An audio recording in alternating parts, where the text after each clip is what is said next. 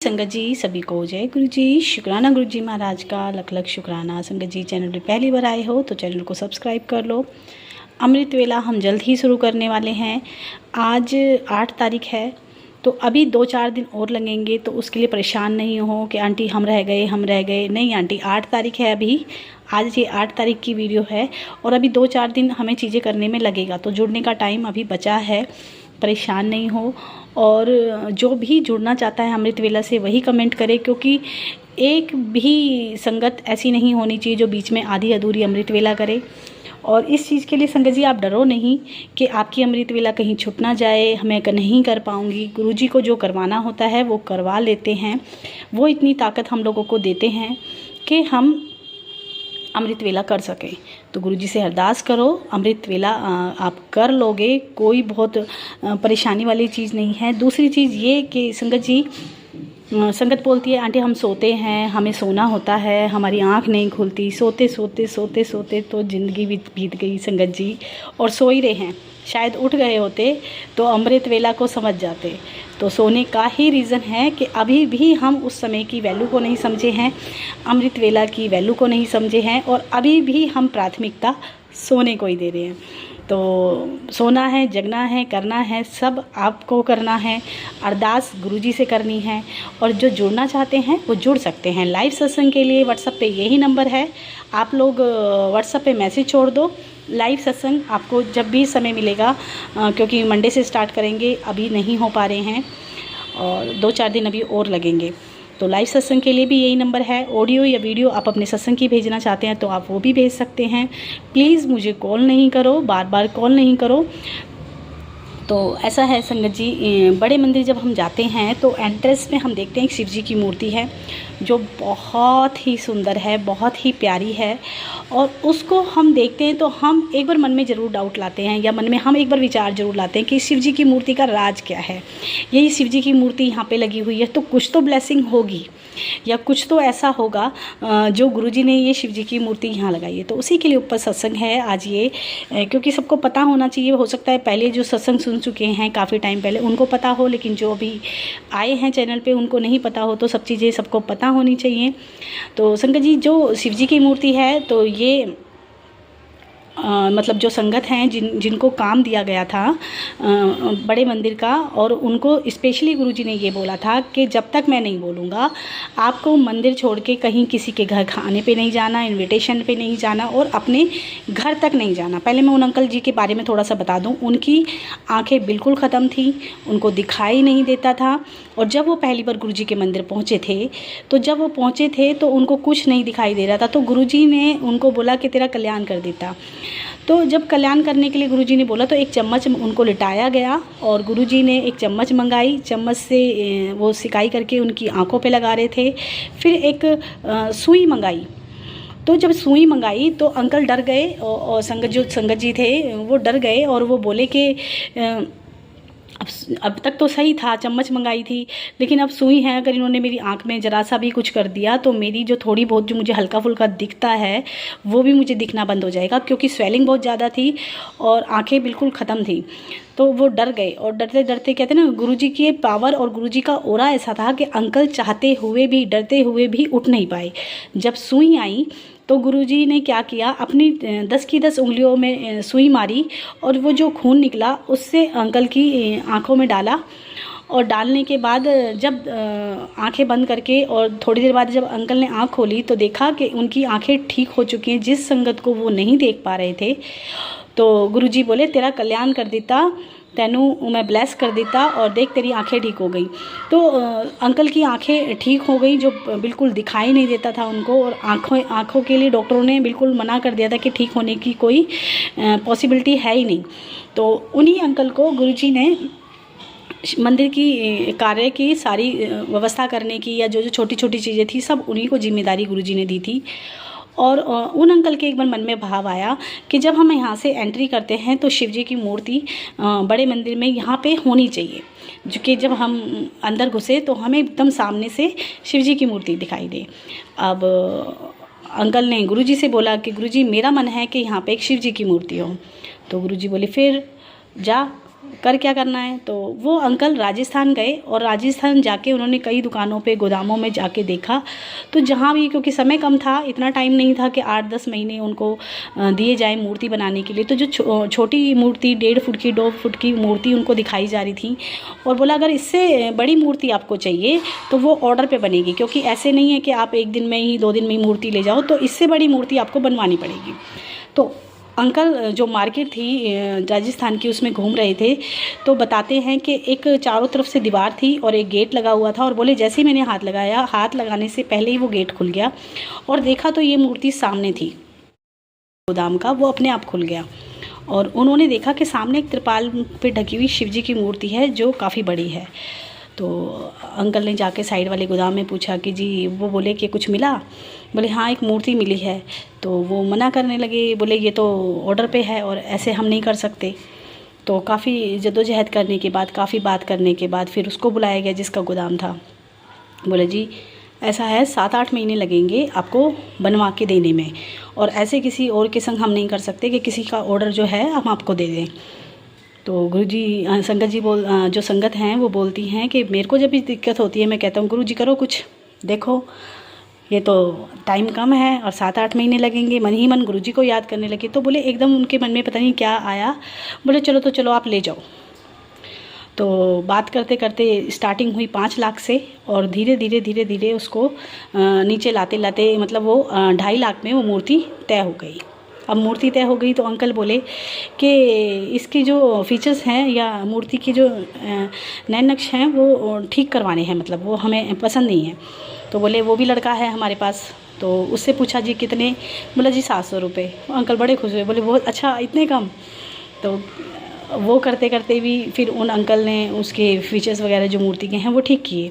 अब एक समय ये होने लगा कि गुरुजी को फ़ोन किया अंकल ने और बोले गुरुजी ऐसे ऐसे। गुरुजी बोले की होया, मिल गई मूर्ति?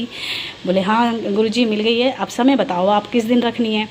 तो गुरुजी बोले किसी भी दिन रख लो, सारे दिन एक से होते हैं। तो कोई दिन नहीं है, जिस दिन चाहो उस दिन रख लो। अब जब पता चला तो गुरुजी बोले, एक दिन फिर अंकल से बात हुई तो गुरुजी बोलते तो ऐसा करो मंडे को रख लो, और 12 बजे से 11 बजे मैं समाधि पे बैठूंगा और तुम लोग 12 बजे मूर्ति रख देना।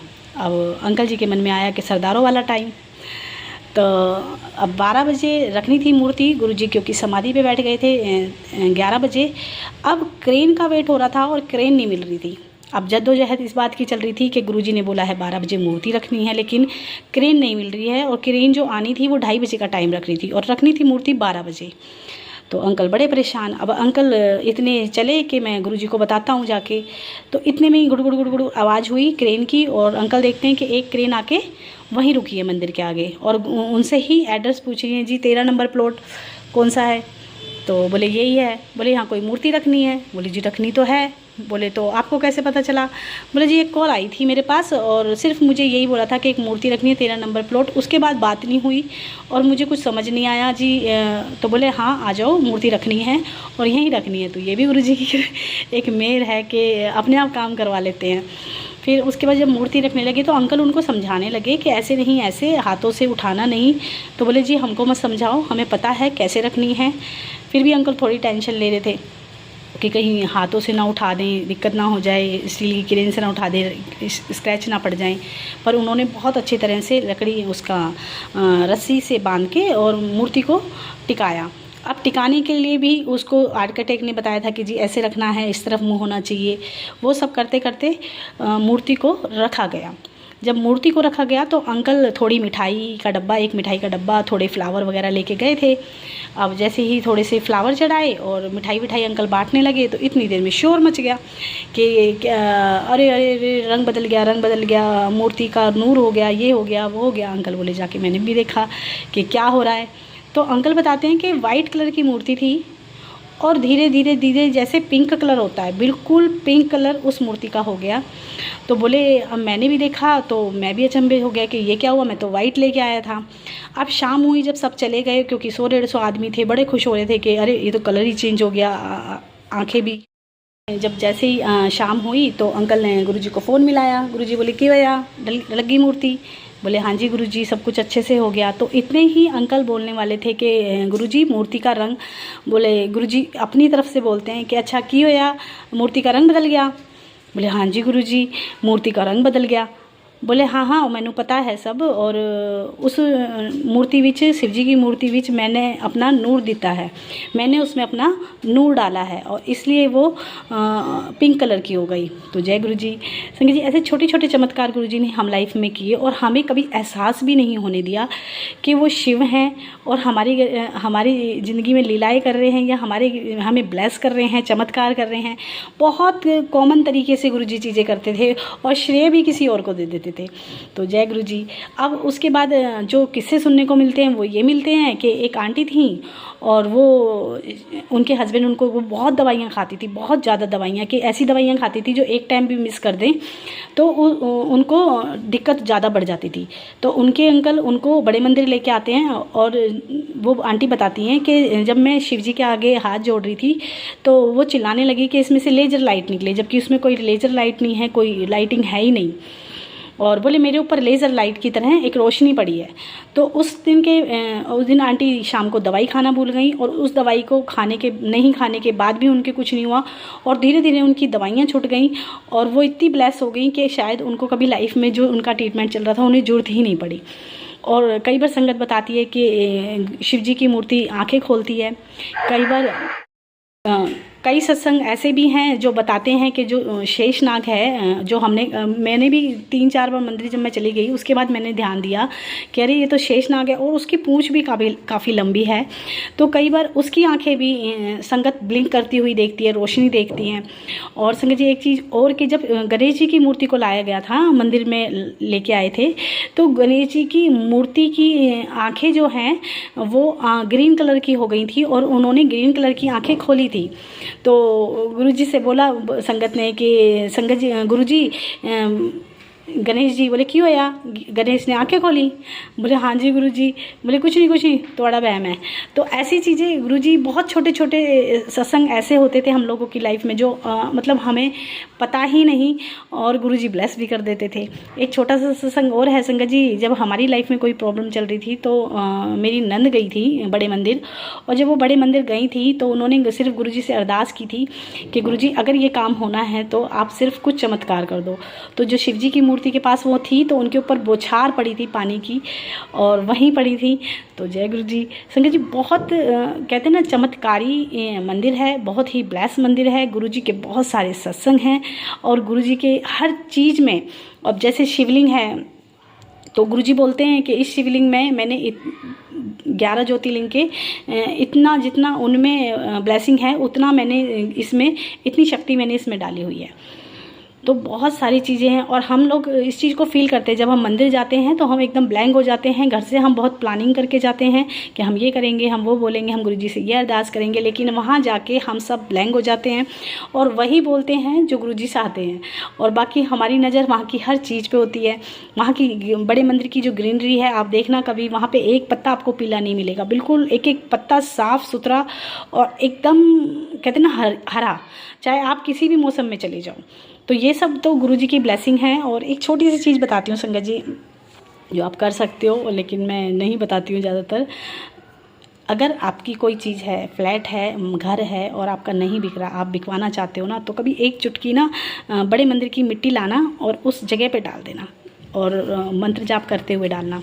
तो आप देखना आपका काम कितनी जल्दी बन जाता है, क्योंकि वहाँ तो कन कन में शिव जी हैं, कन कन में। लेकिन परमिशन गुरुजी की लेना, गुरुजी की रजा से होगा जो होगा, हमारे करने से कुछ नहीं होता। तो गुरुजी से परमिशन लेके अगर गुरुजी की आज्ञा होगी तो आप उठा भी पाओगे, नहीं तो नहीं उठा पाओगे।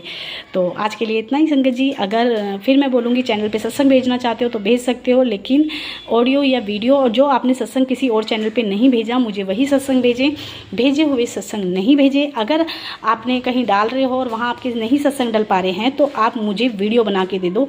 जब आप 1-2 वीडियो बना के मुझे दे दोगे तो उसके बाद आप अपनी वॉइस मुझे दे सकते हो। तो जय गुरु जी, शुक्राना गुरु जी।